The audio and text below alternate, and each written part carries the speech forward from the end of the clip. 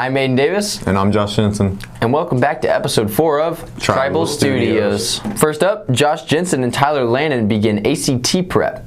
With the ACT around the corner, students begin to prepare. Mr. Gambrill is the Willard High School ACT prep teacher. I structure my ACT class in a way so that we take 3 full ACT tests throughout the semester, and then as I see the results of students, I get to kind of tailor the lessons we're doing for how they're scoring, what they're doing well on, what they need more work on. So I kind of we test, I see what we need to work on, what skills, and then we move on to another test, we retest, and then we teach again, and then we take one final test at the end of the semester.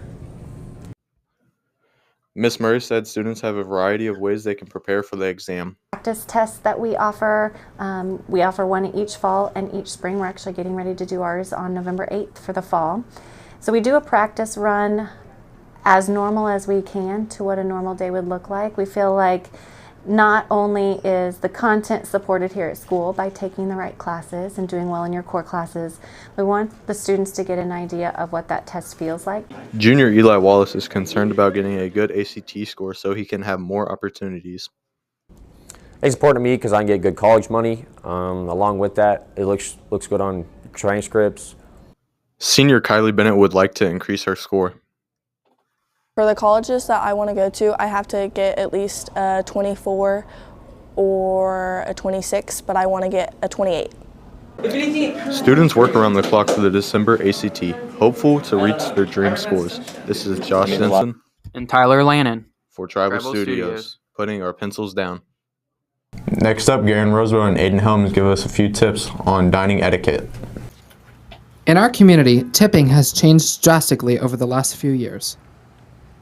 I feel like tipping has gotten a little bit out of hand. People either tip way too much for the things that they're being given, or they don't tip at all, which isn't fair to the workers that are helping them. These workers and the servers should be paid more so they're not relying on tips entirely for their wages, so they can make a living out of it. Willard business teacher Brett Lovekamp tells us the logistics of tipping. I think tipping culture has, we've seen a shift over the last several years, I think, due to the economy. A lot of businesses that are going to a tipping system, such as you go to a coffee shop or a Subway or something like that, they've added that tipping option because they are trying to recoup some of the losses they may have, and they may not have some of those expenses built into their overall cost. A lot of employees that work at some of these establishments, they may be on a tipping salary and they may not be, but I feel like that we've seen a shift just due to the fact that we're trying to recoup some of those losses, and we're trying to add a little bit more to our top end when it comes to our overall profit. I think most teenagers don't tip as much as they probably should. As compared to older adults in different generations where tipping was customary. Well, one time I was doing a cart pushing, just somebody's loading somebody's order up for them, and they handed me a $20 bill.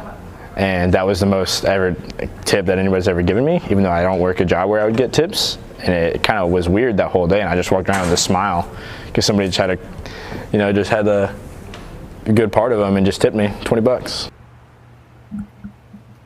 Cadence Francis and Elizabeth Edgington tell us their opinion on tipping.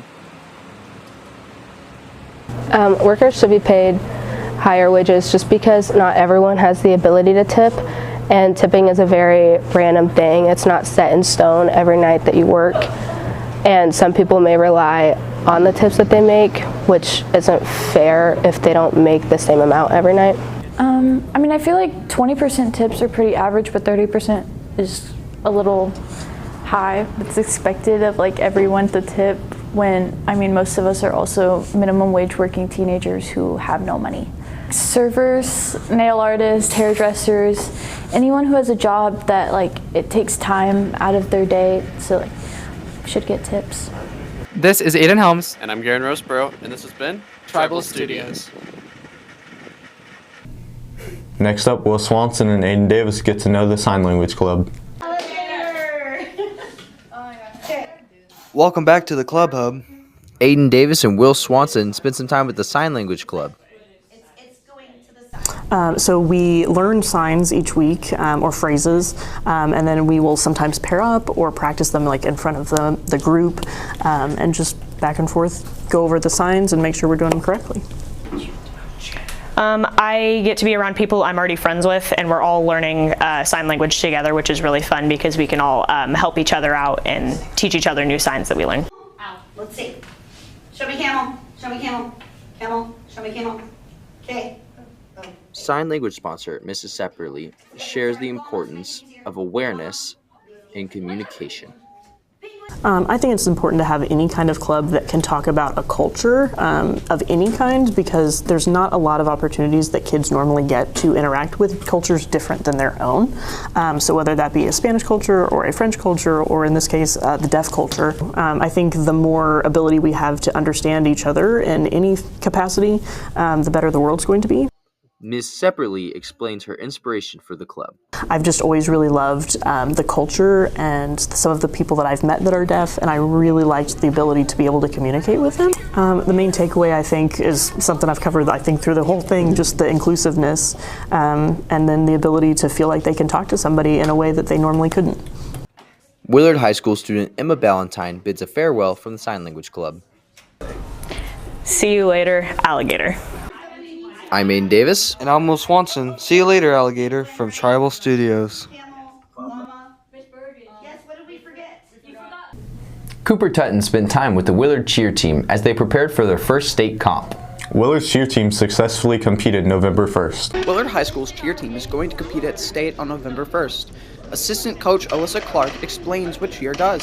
So cheer's main responsibility is to show up for all sporting events such as football, basketball, and lead the crowd in supporting the teams that are playing. We also then have our own side where we work for competitions to compete in different areas, such as we have game day competitions, which is just showing how well we can lead a crowd, and then we have more of a skill-based, which is where we'll stunt and tumble competition as well. Student Ellie Hodge explains why she began cheer. To be completely honest, I was in 6th grade and all of our friends heard about this sign-up sheet in the office to join 7th grade middle school cheer, and I was like, I'll try out for a joke, I guess. And then I made the team, and one of my goals that year that we wrote down was to get better at jumps and to have my splits. I got better at my jumps that year. I still don't have my splits and I'm a senior. So really it was just a joke, and now I can't imagine not doing it. Student Emily Greenhaw gives insight into where cheer competes. Well, with our cheer program, we compete at regionals and state. So this year we're going to regionals, we got 3rd place, now we're going to state. And so it's kind of like both just competitive cheers, just competing. Coach Clark details the team's largest goals for the season. I'd say our biggest goal right now is doing well at state. We just qualified for, and we have that coming up on November 1st. So our biggest goal is to just do better than the years in the past, obviously, give it our best, put out a very, very clean routine. We have a very, very talented team this year, so I think they want to push themselves and do the best they can. Hodge specifies how the team has been preparing for state. Well, last week we focused more on what we can do and see what will fit in the routine. This week we're focusing on building the routine and actually having our new stunts put in, our new pyramid put in. We fixed spots that we got docked on, which we only had one deduction past regionals, but we're just mainly fixing the routine, cleaning it up, changing some things to make it harder, and so we can place better. Coach Clark explains what she enjoys about coaching cheer. My favorite thing about cheer is getting to see athletes' confidence grow. Cheer it's tougher than people think, putting yourself in front of people, yelling and doing these skills that you at any moment could fall on your face in front of people. It's intimidating and it's scary. So just getting to see their confidence grow and them get excited and then lean on each other as a team and support each other when they learn new skills, when they know someone's been struggling with something for a while and they finally get it, just having that group and that safe space to learn and grow. During the production of this segment, cheer was able to go to state and placed 7th. I'm Cooper Tutton, and this is Tribal Studios. It's fall, y'all. Emma Snyder and Veda Stacy find new ways to celebrate Thanksgiving. This year, I would say I am most thankful for the opportunities I've had here at Willard. I'm really thankful for Miss Baxter's educational internship program. It has allowed me to really get a feel for teaching and education and kind of where I want to place myself within that field, along with the TA hour that I do and A+. Probably doing well in school this year and keeping up with my work and my friends. I'm most thankful for my family because they're always there for me when I need them.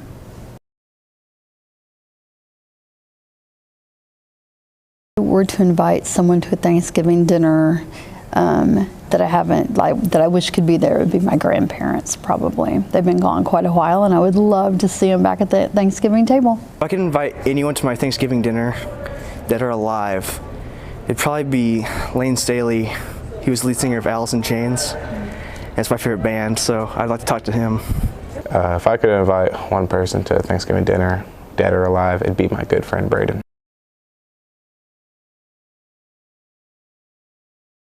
The way I show thanks outside of Thanksgiving is I just try and help people when I can, like do stuff around the house, stuff like that. Doing things to help people when they're in need, not overstepping and trying to bail everyone out, but especially with my family and my friends, if they need help with anything, always being there for them. And if I haven't heard from them in a few days, reaching out to see if they need anything. And I don't have a huge circle of people, but the people that I want to be around, I try to keep those things in mind and be beneficial to them. My favorite Thanksgiving dish is probably mac and cheese. My favorite Thanksgiving dish is green bean casserole. I think my favorite Thanksgiving dish is probably mashed potatoes. I think it's too early to start getting ready for Christmas, literally anytime before December 1st, or at like the earliest the day after Thanksgiving. I think it's too early to get ready for Christmas, probably before Halloween.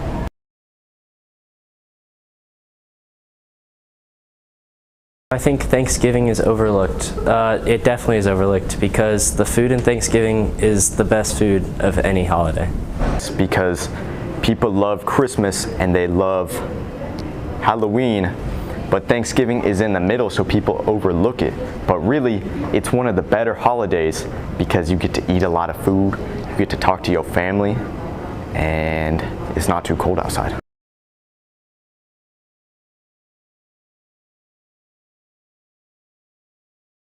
I'm Aiden Davis. And I'm Josh Jensen. And this has been Tribal Studios.